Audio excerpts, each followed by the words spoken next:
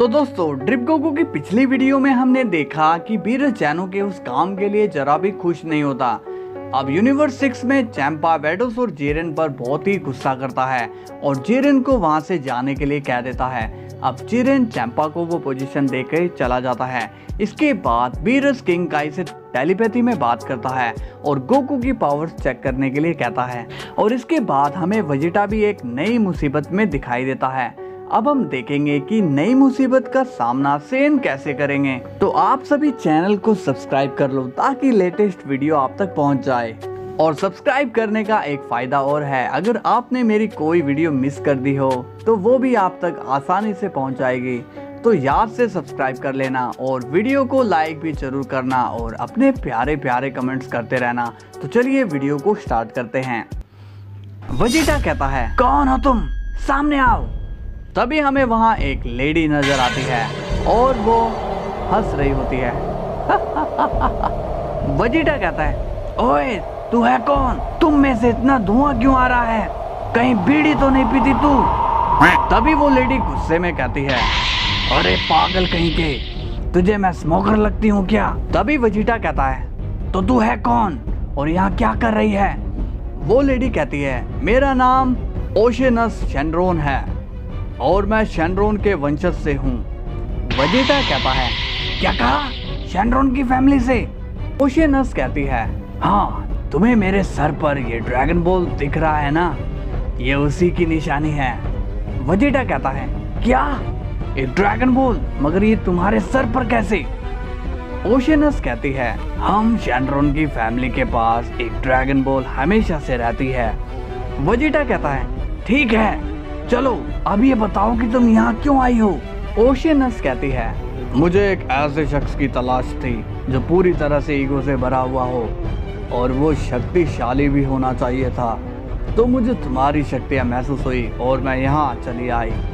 Vegeta कहता है, मगर तुम्हें ऐसे शख्स की जरूरत क्यों है। ओशेनस कहती है, क्योंकि मेरे भगवान को तुम्हारी जरूरत है। वेजिटा अब शॉक हो जाता है और कहता है, क्या कहा, मेरी जरूरत, उन्हें मेरी जरूरत क्यों है। ओशेनस कहती है, वो तो तुम्हें वहीं जाकर पता चलेगा।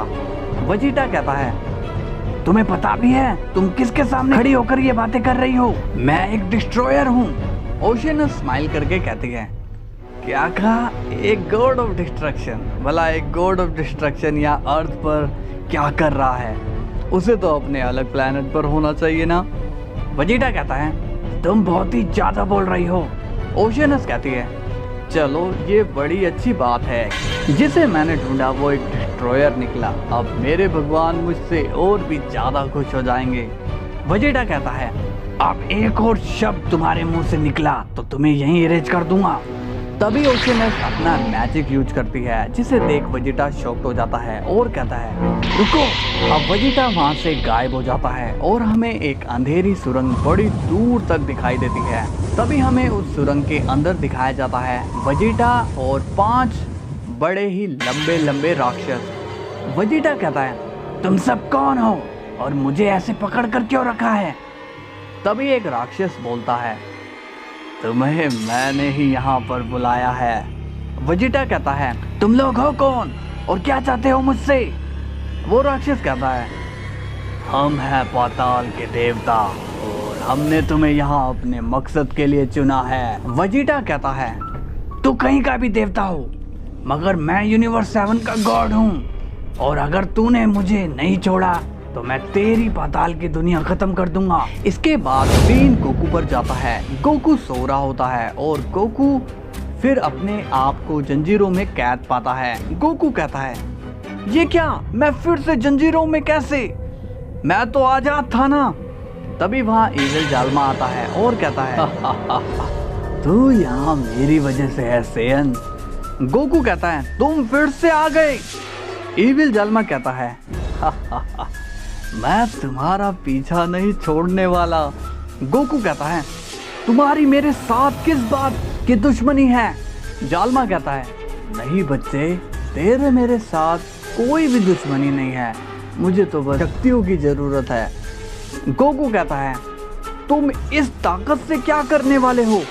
इविल जालमा कहता है, मेरा एक ऐसा स्टूडेंट है जो कि बरसों से बहुत सारे पवित्र मंत्रों से कैद है, और तुम्हारी ये शक्तियाँ ही एक जरिया है उसे उस कैद से छुड़ाने का। गोकू कहता है, आखिर वो है कौन जिसे तुम छुड़वाना चाहते हो? इविल जालमा कहता है, समय आते ही तुम खुद जान लोगे। मेरा बस ये काम हो जाए, इसके बाद मैं तुम्हें जाने दूंगा हमेशा के लिए। इसके बाद सीन वेजिटा पर जाता है। वो राक्षस कहता है, तुम अब हमारी कैद में हो, ये समझ लो कि अगर ऊपर तुम गॉड हो तो हम गॉड नीचे हैं।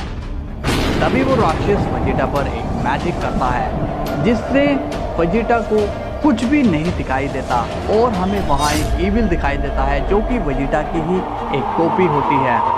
वो इविल जोर जोर से हंसता है और कहता है, जी कहिए मेरे भगवान, मुझे आपके लिए क्या करना है? वो राक्षस कहता है, तुम्हें इस डिस्ट्रॉयर की ताकत को पूरी तरह से स्कैन कर लेना है और इसके हाव भाव को भी तुम्हें कॉपी करना है ताकि तुम इसकी दुनिया में जा सको। वो इविल कहता है, जी बिल्कुल, मैं ऐसा ही करूँगा।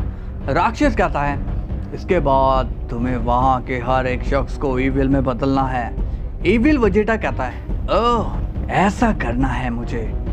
वो राक्षस कहता है, हाँ, और ये अब हमारी कैद में रहेगा, तुम इसकी जगह लोगे। इसकी टेक्निक को तुम्हें हूबहू इस्तेमाल करना होगा।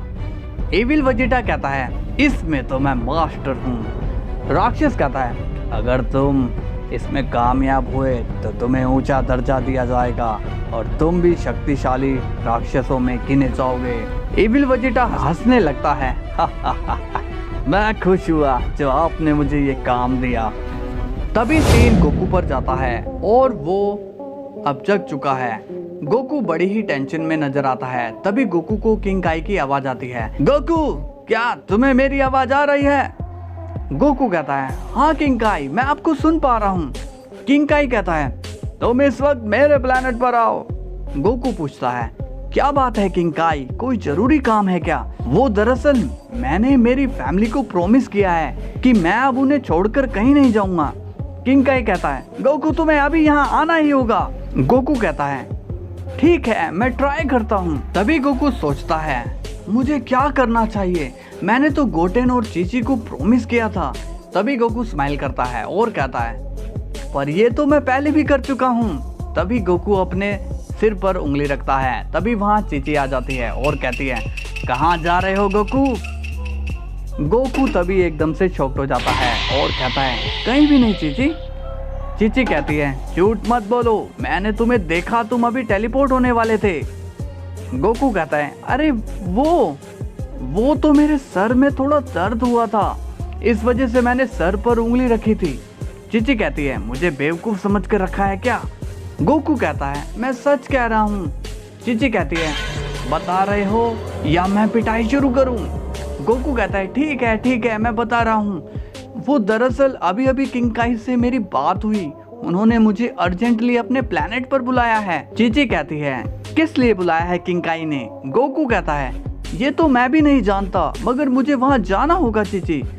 चीची कहती है, उन्होंने कुछ तो बताया होगा। गोकू कहता है, नहीं, उन्होंने बोला कि फौरन यहाँ आओ, बस इतना ही। चीची कहती है, पर तुम्हारे प्रॉमिस का क्या हुआ?